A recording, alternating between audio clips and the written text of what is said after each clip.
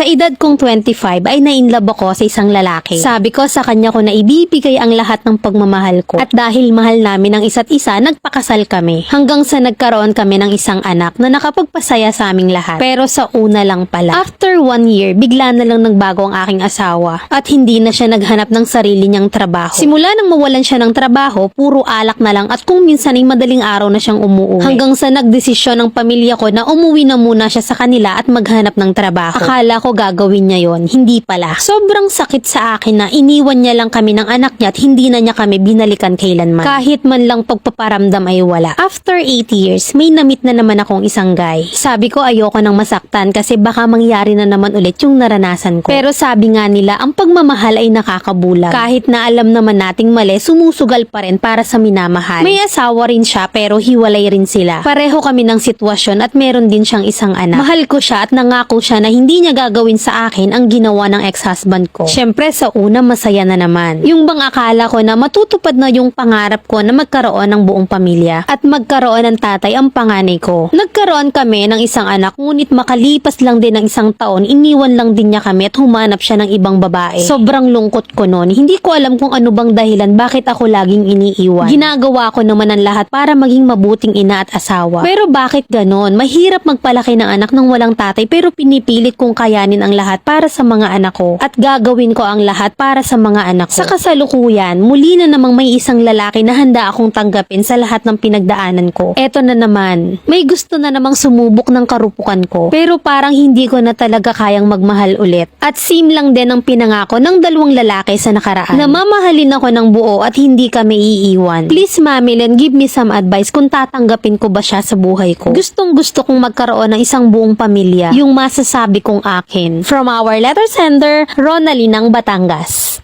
Ang kaligayahan, hindi lang naman yan isa, marami yan. At hindi lahat ng pagkakataon na ibibigay sa'yo ay susunggaban mo agad. Minsan kasi may mga taong dadaanin ka lang sa matatamis sa salita tapos tayo naman si umaasa. Meron pang sasamantalahin ka at kapag nakuha yung gusto mo, iiwan ka na lang basta-basta. Wala namang masama sa pangarap mo na magkaroon ng buong pamilya. Kaya lang minsan kasi sa kagustuhan natin na magkaroon, nakakalimutan natin na pwede naman maging masaya kahit walang asawa. Tulad niyan, may anak ka na sa una tapos naghanap ka pa ng pangalawa, ngayon may bago na namang kumakatok sa'yo. Siguro dapat mahalin mo naman muna yung sarili mo at yung mga anak mo. Alam mo, kaya ka madaling ma-fall sa lalaki. Kasi yung focus mo sa paghahanap ng lalaki sa buhay. At eto naman yung real talk advice ng Mami Len mo.